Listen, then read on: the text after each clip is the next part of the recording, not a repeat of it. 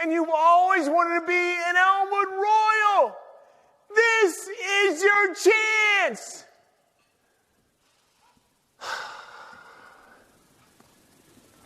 Mom was a little more excited than I was. But I was excited. Football was everything to me.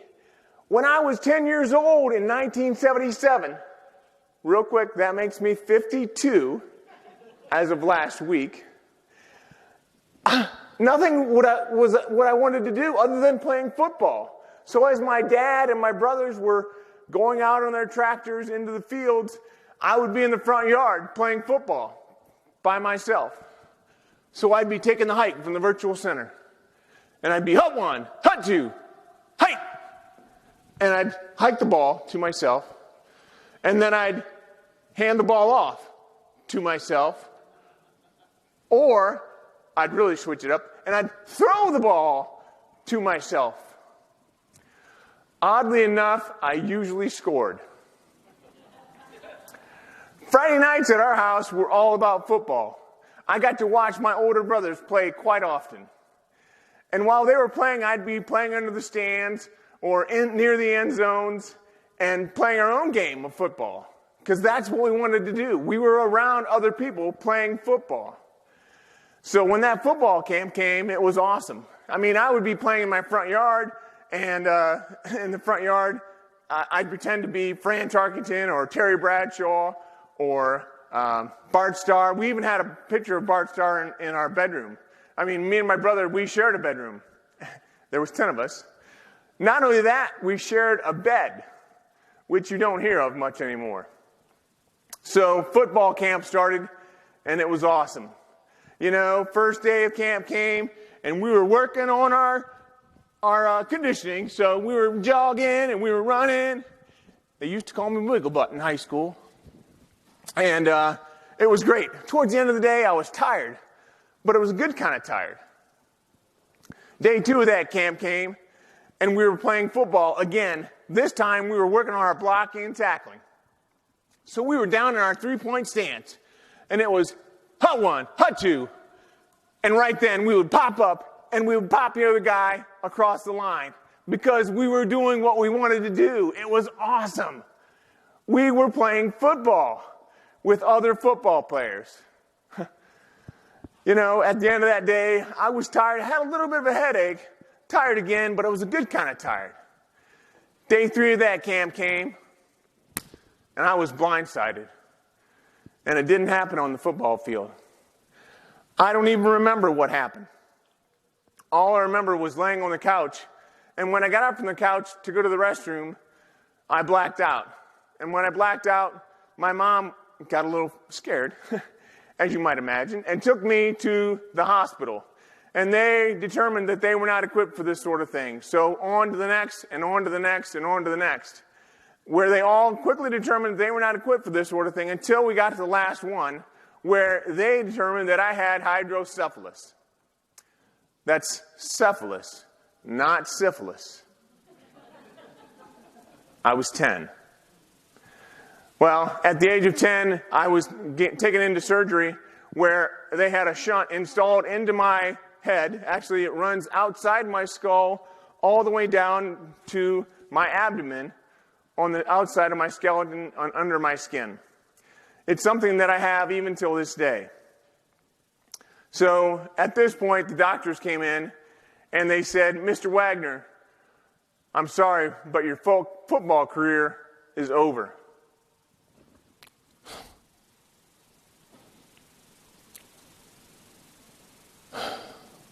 Over? How can my football career be over? It hasn't even started yet. I had to reimagine my life without football.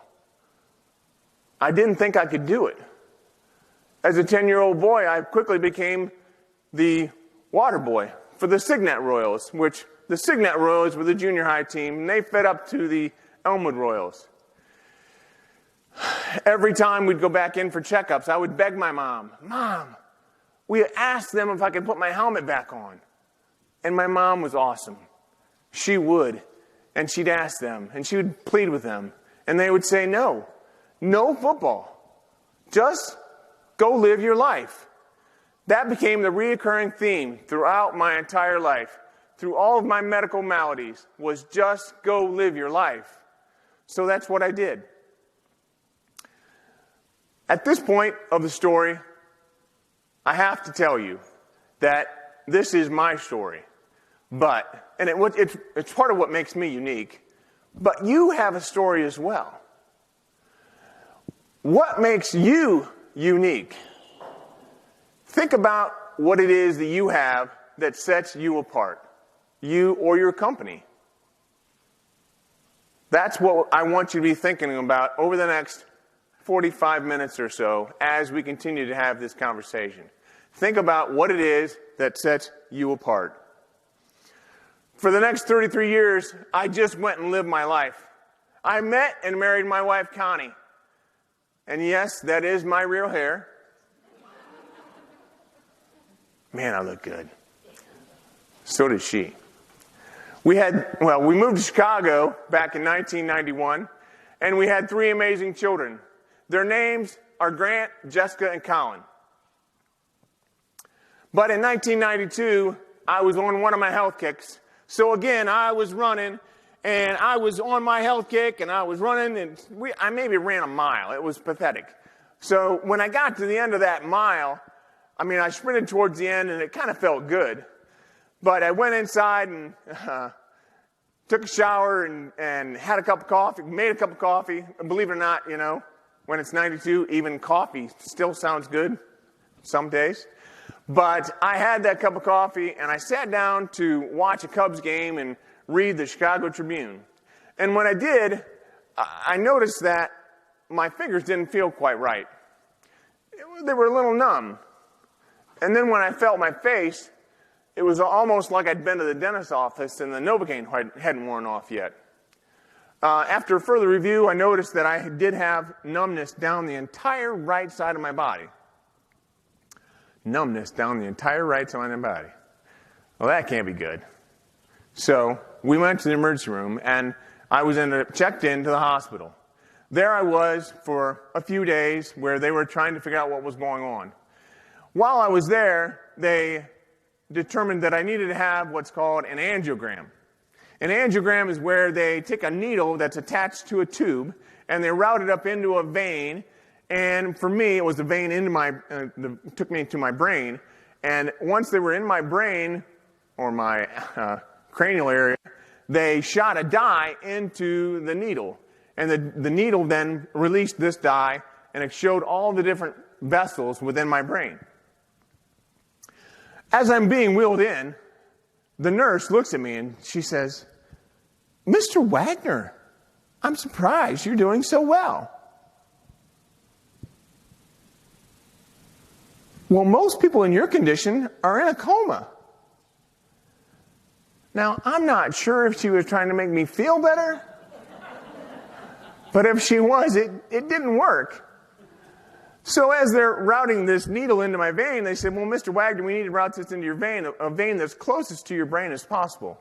So they went in through my groin. I didn't think that was that funny, and neither did you. Well, the procedure went fine, but the results came back a few days later, and the doctor came in, and again, he was very glum. He said, you have a cavernous malformation. A cavernous malformation, or a cav-mal, if you will, it's a malformed blood vessel that can form anywhere in your body. Mine just happened to have formed in my brainstem. So, what are we going to do? What is next? So they went and they researched as much as they could, and this was 1992. There wasn't much available.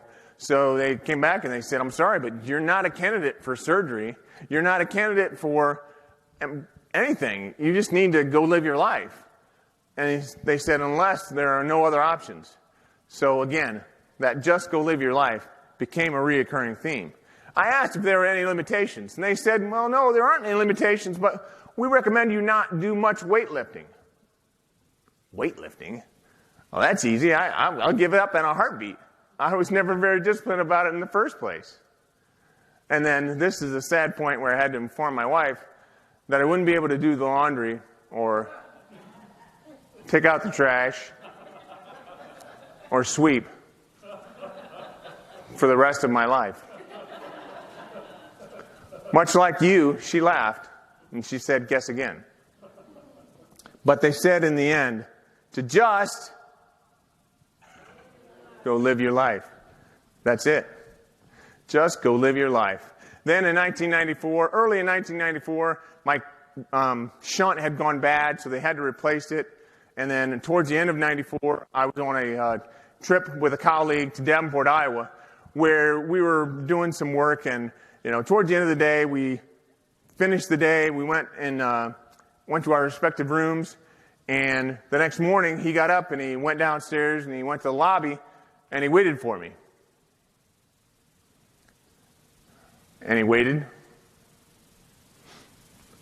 And he waited. So he called my room. Now he knew that I hadn't left without him because he had driven to the hotel, to Davenport. And so he called the manager on duty once he got no answer in my room. Got a hold of the manager on duty, and the manager called, and he couldn't get through. So they ended up breaking down my door, and they found me in a coma. Then I was taken to Davenport, to the Genesis Medical Center there in Davenport, Iowa, where they determined that they were not equipped for this sort of thing, and they took me by squad back to Chicago. And there they determined that my shunt had gotten infected, this newly installed shunt, and they determined that I was then shunt dependent. So if anything happens and my shunt goes down, so do I. As you might imagine, that also leads me to call my wife quite often and let her know when I'm up for the morning. She likes to know those sorts of things, I'm sure you can guess. But in the end, they said to just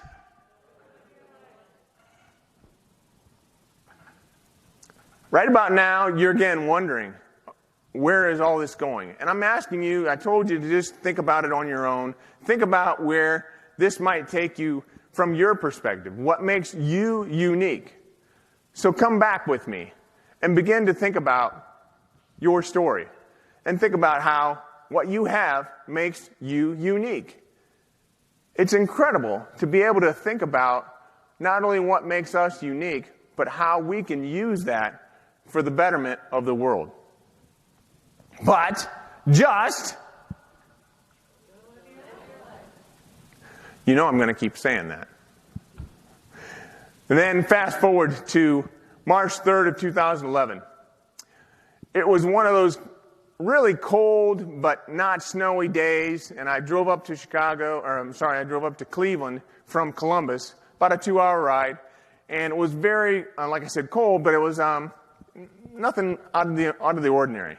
I was in my brand new 2011 Ford Taurus. It was black leather seats. I love that car. Actually, I drove that car here today. It's got 192,000 miles on it, so it's doing quite well. But as I drove, I really didn't notice anything. I got to this all-day training session a little bit late. And when I arrived there, everything was okay. I had to park towards the top of the garage because I'd gotten there late. And made it to my training session. And towards the end of the training session, things started to get blurry. And I had to squint with both eyes. I had 2 good eyes back then.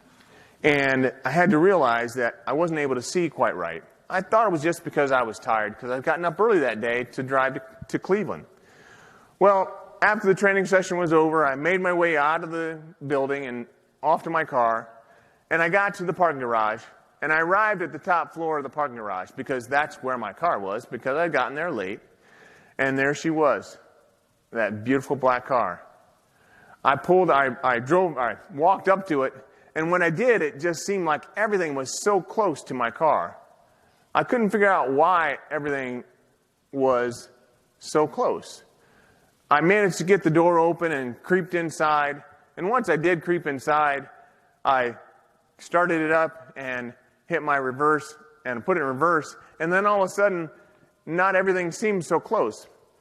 Well, I looked in the rear view camera, and I noticed that nothing was close. It was all fine. I wonder if there are times in your life where you need to just look in the rear view camera and look at how far you've come. I mean, there are a lot of people here that have been doing this for 32 plus years. And there are others that are just starting. But still, looking in the rearview camera every once in a while to get an idea of where you've come is really, really important. So I beg you to continue to do that. Well, as I said, I made it out of the parking spot fine, and I started to make my way down those 7 flights in that parking garage. And it took forever, because everything seemed to be right next to me. I was going as slow as I possibly could, but I had these people behind me, and they were encouraging me. I mean, they were honking their horns. I mean, even one guy told me that I was number 1.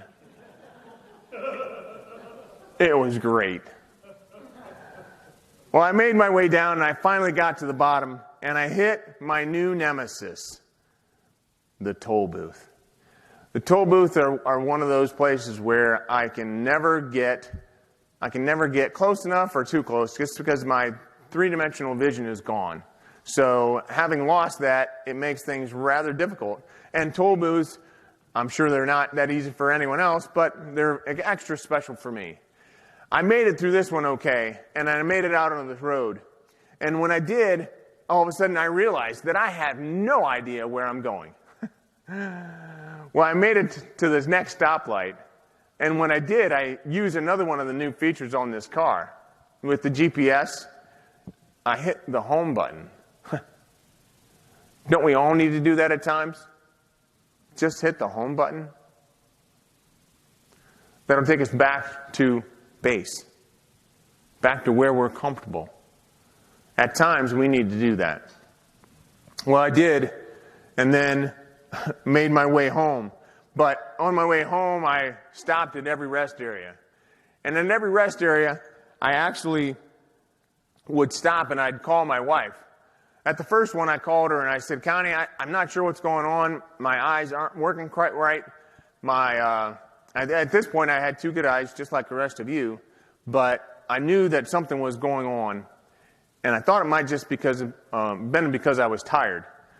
So I would tell her that I was going to take a nap, and I would try to, but I'd get frustrated because I couldn't sleep, and then I'd get back in the car seat, and I'd get back on the road. This is the point where I have to tell you that, and this is my confession, that the last place that I should have been is on the road. Because my biggest blind spot was in the car seat, the driver's seat.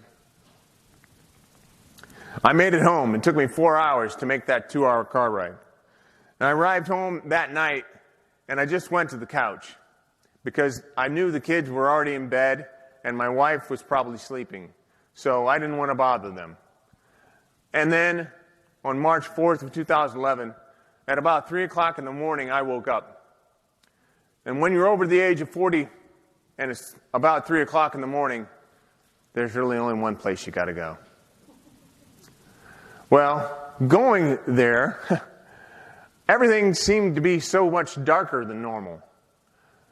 It was actually strange because it was almost as like my wife had moved the furniture or something, but maybe the power's out. Well, when I got to the restroom, I realized, as I went to turn on the light switch, that the lights didn't come on. Maybe the power is out. Well, when I turned towards the mirror and looked towards the mirror, I realized that there was some light coming, and so the power must not be out, but I could tell there was some light through these slits in the bottom of my eyes.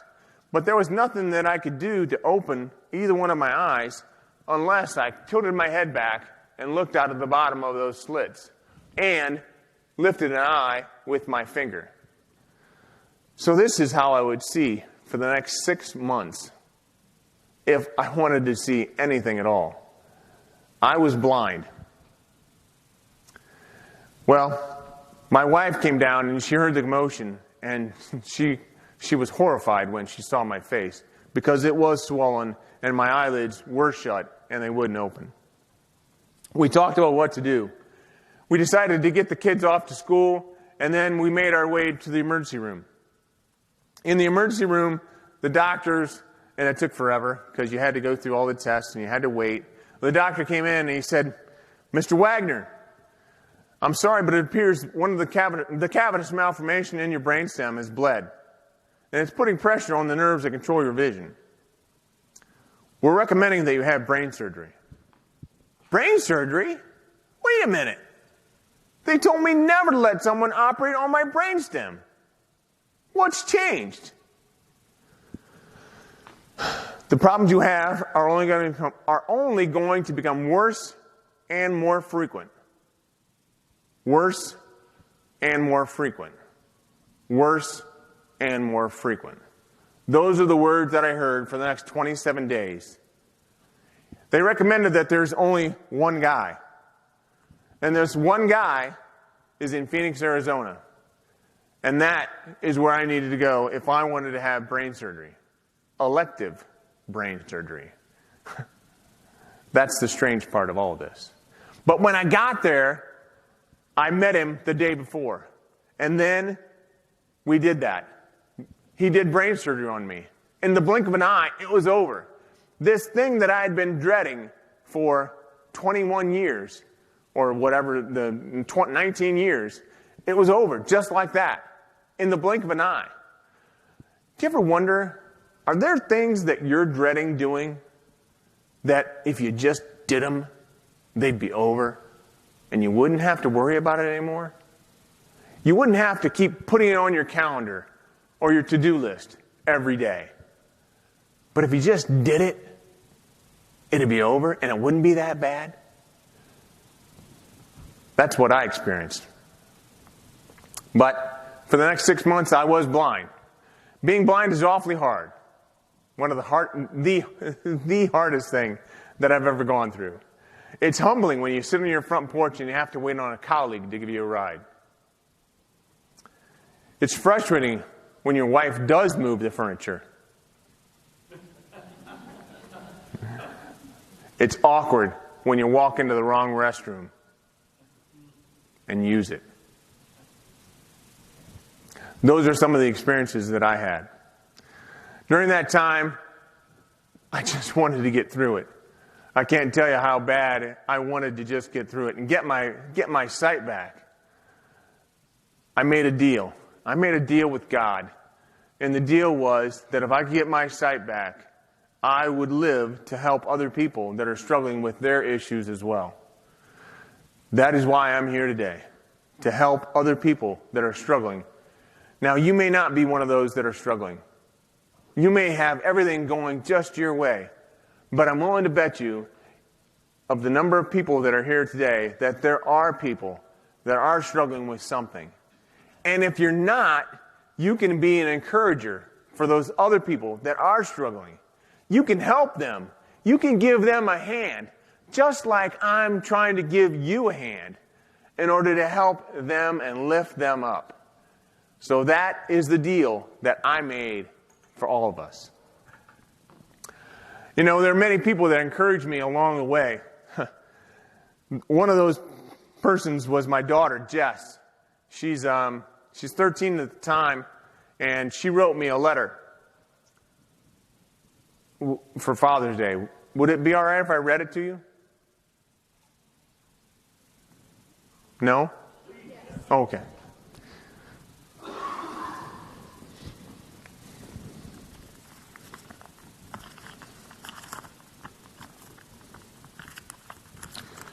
Dear Dad, Happy Dad's Day. I hope you have a great day because you definitely deserve it. All the cards and TV commercials always say, "My dad's the best." But they're all lying. You're the best ever. Sure, other people's dads are great. They're younger than you, and they're sportier. And they're funnier. But you've got something that they don't have. Bravery. Even after everything you're going through, you still get out of bed in the morning. You still joke around. You go out and play with us and cook on the grill, even though you only have half of one good eye. But you do more still. You inspire me.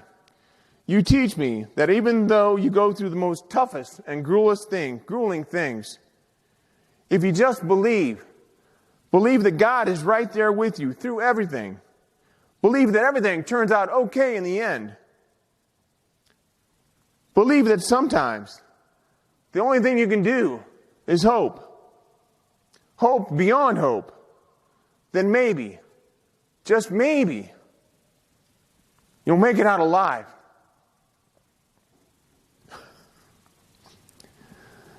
Not always unscathed, but alive. And giving me that hope, that sense of belief, well, I'd take that over Dad with 2 good eyes any day. Love, Jess.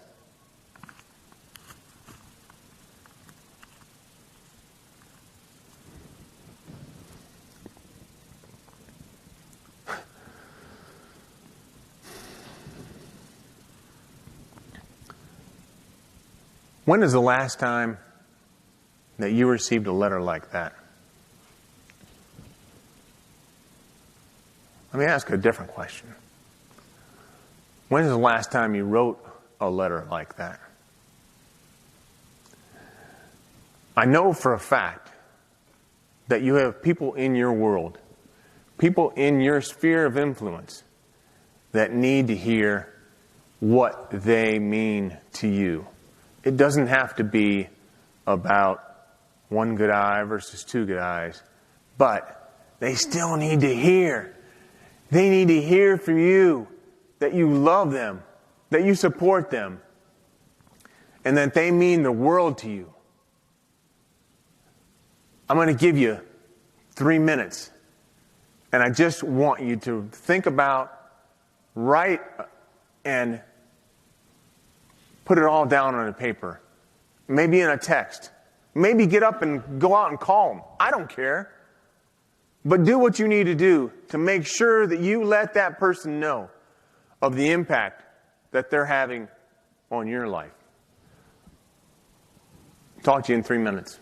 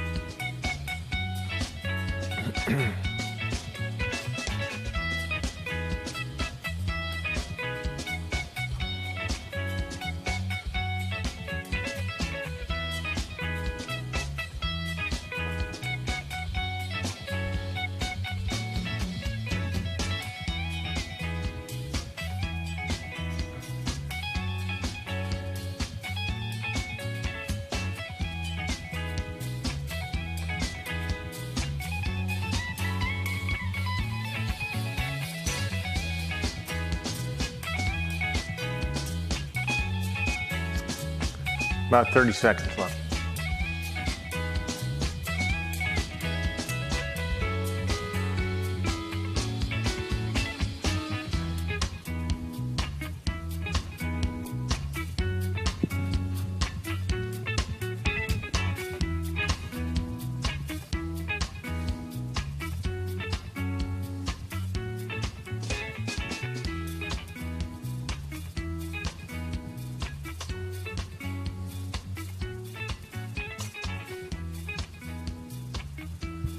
Okay. If you haven't finished yet, I encourage you to finish. Finish before you leave here, because if you don't finish before you leave here, you're never going to finish it. I want you to finish it. If you have finished, just think about the impact that you're going to have on that person. I mean, I can see them smiling on the other end of that message right now. They got that big old smile. Don't you love that? When you've had the ability to tell somebody else of their impact on your world. Not only is that going to make their life so much better, but it's going to make your life better as well. Because you can take that and replicate it time and time and time again. I look forward to that. I hope you all will tell me about that someday. And if you ever want to contact me, there's all kinds of stuff either in my book or on my website where you can contact me. Let me know of the impact you're having. I'd love to hear that. I think it'd be cool. Well, there's many encouragers in my family. One of those encouragers was my wife. My wife would, she would encourage me to go for walks. And what she meant by walks was different than what I had intended for walks. I mean, she took me out onto this treacherous terrain.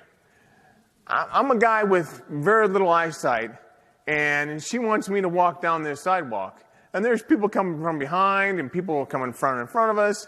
And, I mean, look at that. Those ledges on either side. And then the lips. I mean, the undulation of the sidewalk, it was terrible. So, as we got through that was the first phase. But she encouraged me to go for walks. She was the one that helped me to get to where I am today. And then I did have that oblivious optimism. That oblivious optimism comes from my dad. My dad, he was a great guy, and everybody loved him. His name was Wally. Yes, Wally Wagner. A great guy. He is the one that had that oblivious optimism, and he passed it on down to me. And I'm glad that I have it. And then there was another guy who was really optimistic. His name was Bill, but Bill introduced me to this guy named Kerry. And Kerry was a mentor of mine for a while, and he helped me. He told me, he listened to my story, and he told me, great story. I think you can do something, to help other people, but don't quit your day job. Just keep doing what you're doing, and keep working on what you want to do. So I did. I didn't quit my day job, and I went from job to job to job until finally I got to a point where I couldn't take it anymore. I had to make the leap. And this is when I made the leap, and I started my own company, and my company is called Radical Vision. And Radical Vision is all about helping other people to embrace their own personal blindness to achieve a greater vision for your life. Embrace your own personal blindness. So we're blind. At times, we don't see everything that we should be seeing. Some of that, of what we should be seeing, is the positive impact that we're having on the world. But there's also the negative impact we're having as well. If we would be able to see that, then we would be able to embrace it and move forward. And yes, I did write a book. It's based on my story of having brain surgery 8 years ago, and it's called Sometimes It Does Take a Brain Surgeon. Oh, and by the way, copies of that book are available still. I will sign one still. I don't ask for any money from me. All I do ask for a donation to charity. If you are willing to donate to charity, that's great. If you don't have any money for charity, that's okay. I'll still give you the book. So, having said that, a large part of the book is based on blind spots. And the blind spots are those things that are keeping us from seeing what we should be seeing. Much like a blind spot in your car, you're over your back right shoulder, you have a blind spot because your mirrors are not detecting everything you should be seeing. So if you turn your shoulder and you look, you can see through your blind spot, most likely. For me, it's a little different. My blind spot's a little bit bigger than most people's. But that is essentially what a blind spot is. And I help people to embrace their own personal blindness to achieve a greater vision, but part of that vision, it's including seeing through their blind spots. So the process that we go through is we take people from a point of blindness to sight to vision. That's the process. So when you have blindness, you're not seeing everything you should be. When you have sight, you begin to embrace your blind spots. You begin to see your own blind spots, but, I said that wrong, you can't see your own blind spots, or they wouldn't be called blind spots. You need to have other people to help you. You need to enlist the help of your inner circle to help you see your blind spots. What is it that I'm not seeing that I should be? And then, when you begin to have vision, like I have a vision, that's where it all happens. Because you're going to be able to help so many other people and to share your vision with those people. So this is what the passenger in the car that I'm driving sees. Who in their right mind would get in the car with that guy? He has no eye open, and he's smiling, so he must be happy. But the thing is that the passenger in the car seat, she sees, or he or she, they see my blind spot. They see what I don't see. They tell me when something's coming, or my head's on a swivel if they're not there, but they're the ones that help me see my blind spot. That's my physical blind spot. But there's also the mental blind spots, or the spiritual blind spots that we all have. Now, this morning I talked about the Johari window. The Johari window is a tool about self-awareness, and it's there to help people. It's not my tool. I didn't create it. It was created in 1955 by two British psychologists. Their names happen to have been Joe and Harry. Hence the Joe-Harry window. Now, thank goodness Harry didn't get top billing, because that would have been weird. But anyway, the Johari window is all about self-awareness. And I could walk through that, but due to time, I'm going to skip over that for today. And I'll tell you that it's really important. But I want you to think about what would happen if you started to see the things that you're not seeing. Think about maybe how you've been passed over for a promotion, or possibly you've not gotten the job that you've applied for. Possibly that date didn't work out and didn't end up becoming a second date. What is it? What happened? You're never going to know the real truth, most likely, in many cases. But what would happen if you could tell what that was? What are those things that are keeping you from the next level or from the next thing that you want to do? What would happen? Would you be able to go on a nice trip? Would you be able to take a sabbatical? Would you be able to do something else? Who knows? Think about that, though. What would it mean? I used to be the guy that laughed at other people's problems. I was always so incredulous why they were so deep in thought. But then all of this happened, and my life changed forever. I used to be an IBM sales rep, and that was all I wanted to do. I just wanted to make money. But then, 8 years ago, that whole thing changed. And I'm coming to a point where I've understood that my true purpose in life is to help other people. And like I said, I have a lot of people that help me. This is my family. That's Connie and me, obviously, and then there's Winkin, Blinkin, and Nod. No, that's not really their names. That is good, though. Thanks, Gene and Lisa. But I'll tell you, Winkin and Blinkin, Grant, Colin, and Jess, they've helped me as well. And as we took these pictures, I always thought, it's kind of funny because I'm the only one winking in these pictures. Wouldn't it be neat if someone else winked with me? So the next year I asked them to wink with me. And they did. Look at that. Aren't they a good bunch of winkers? Now, of course, some are better winkers than others. but they tried really hard. They tried to be a part of me. But it got me to thinking, wouldn't it be neat if other people winked with me when they were in pictures? So I started to do that, and even my mom was supporting me. My mom is going to be 90 on August 30th, so wish her a happy birthday. But it's great to be able to have other people that will embrace your uniqueness, what makes you unique and what sets you apart, and they do that for themselves as well because it gets them thinking, okay, if this is him, what do I have? What can I do? And then there's other people that wink with me. Even recently, I've had other people wink at me, like all these people here at this conference that I was at, where they all joined in with me, and some of them open their mouths, some of them pout, some of them do different things with their faces. And then recently, I even had another chance to have other people wink with me, and there they are. It was just this week where I had my friends Jean and Lisa. They winked with me. And then my buddy Pat and Jeff, they winked with me.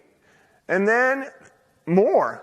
It just became a huge thing, this revolution or evolution or whatever you want to call it, where we had multiple people winking with me.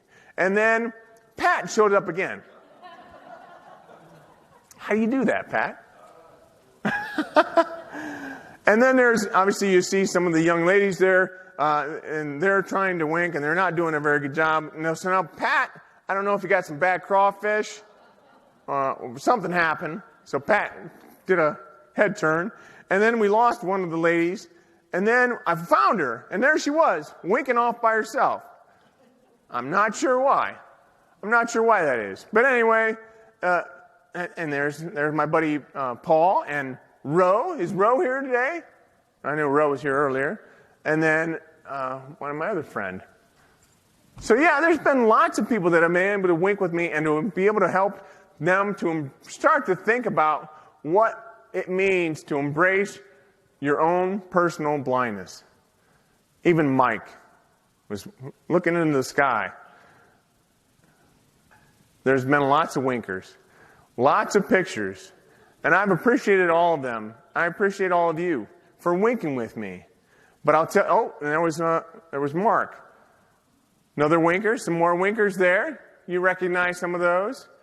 And then there's even more. Oh, and this is one of my favorite winkers. I'm not sure what they had in the orange juice cups, other than mimosa, but they were having fun. And it was really fun to be able to start to help people to get that mindset, to think about what makes them different. And then I met this guy named Dave. And I'm like, Dave, I want to tell you my story. I want to tell you why I want you to wink with me. I think it would be cool, because it helps you to embrace, what makes you unique. And he said, oh, is Dave here? No. I said, Dave, this is what makes me unique. He's like, oh, well, let me show you what makes me unique. And he starts to lift up his pant leg, and I think he's going to show me his socks because they're unique. Well, he didn't show me his socks. He showed me his leg. I had no idea. It just blew me away. Because we all have something that's unique, but we just don't show it. Now, my uniqueness is on my face. I'm a walking billboard. Other people don't have that much luck, if you will. So winking is important. And then I've created a tool, and the tool is called Wink, as you might imagine. And Wink is all about helping people to embrace what makes them different. And Wink stands for Y is important, I is for intentionality, the N is for new way of thinking, and the K is for kinesthetic. Just do it. Take action. So who's next? Who's next to Wink with Wagner? I've had a lot of you already have been able to come up, and not come up now, but if you can come up after this speech, I'd be happy to wink with you and post your pictures as well. If you would let me do that, that would be great. But who's next to embrace your own personal blindness? Now, there is the question and answer period After this period, I have a short story. So if there are any questions that I can answer, I'd love to answer them. Are there any at this point? Or can we just go to the last story? I'm going to do that.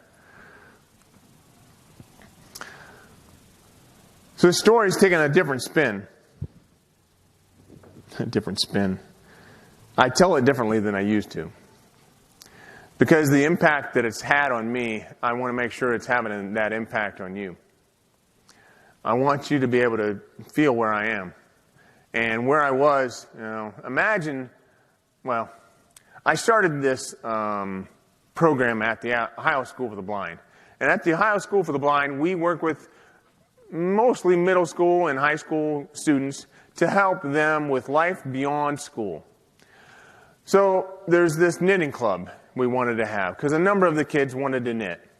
And we did this. We put this together. First night of the knitting club, we went to Joann Fabrics. Who here has ever been to Joann's? I don't know if I've ever been there, but maybe I had.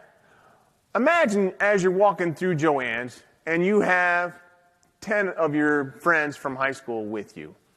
And you're a high school student, 18 years old, and you're bumping through Joann's. You have the best vision out of all 10 or 11. And as you walk through the store, you have to go from the front right corner of the store to the back left. So as you go, you have to weave your way in the knitting club to the back left corner. In the knitting club, you have to weave your way to the back left corner. In the knitting club, maybe I'm not saying this right. Somebody got it. All right. So they're bumping and they're going through all the different areas of the Joann Fabrics, and they finally get to there. And I was amazed at how the kids wanted to have a certain color of yarn. Why did it matter?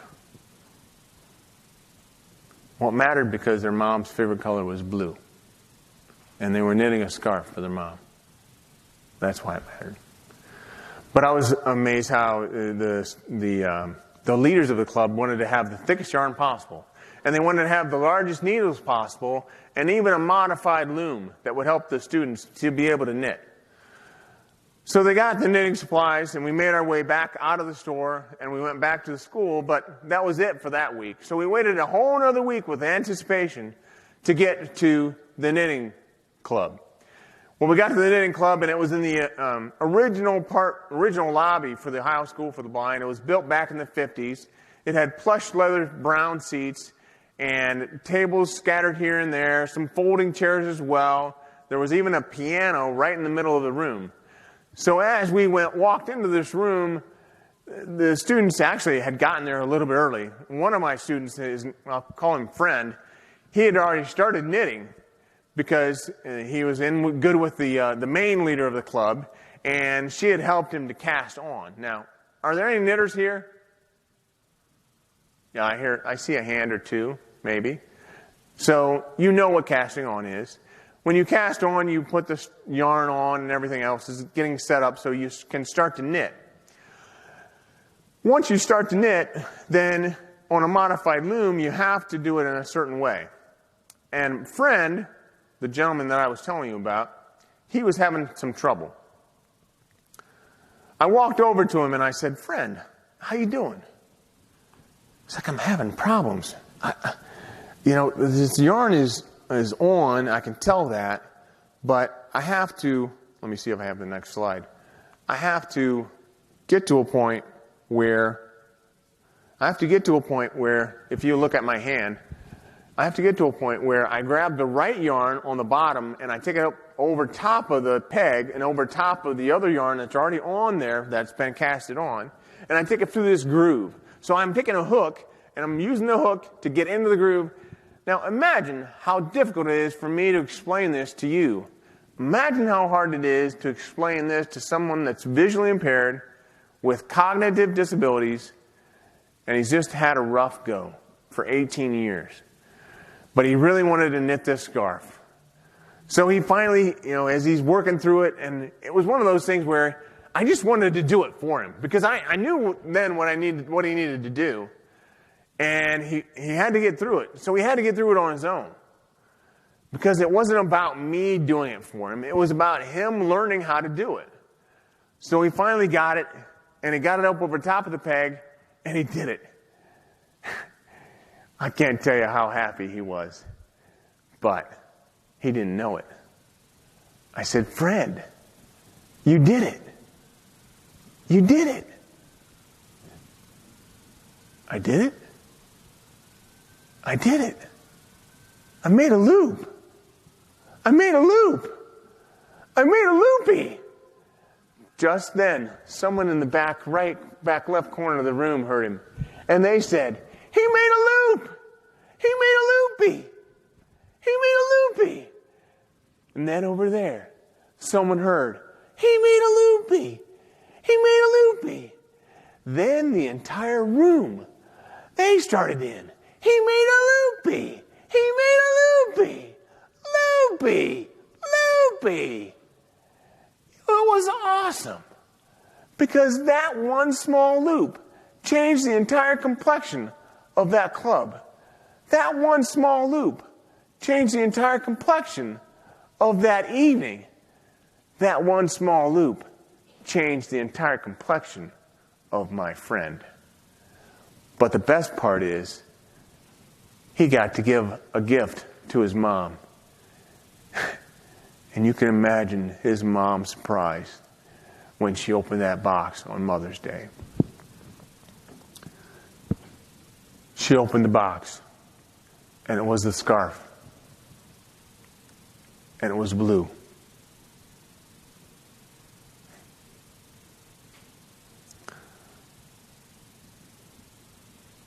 That was the best.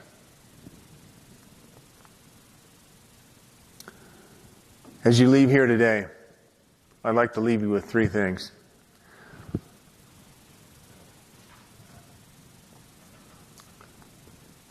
Think about how that yarn really represents our lives. And our lives are really long. So, as you think about how that yarn is long, my friend's yarn was only 18 years long. But then there's the needles or the looms that we have in our lives. They're like the events that come up and happen. But then there's the stitches or the loops that we have that come out of our lives. And that's what we make of them. That's what we make out of our lives. Just remember that life is not going to go as planned. Be open to reimagining your life.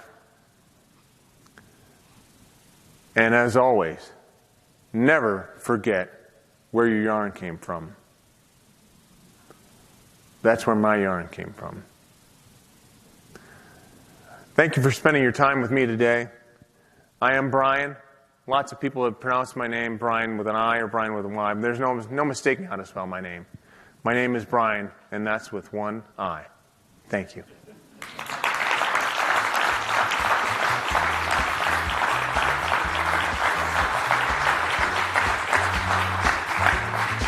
Thank you.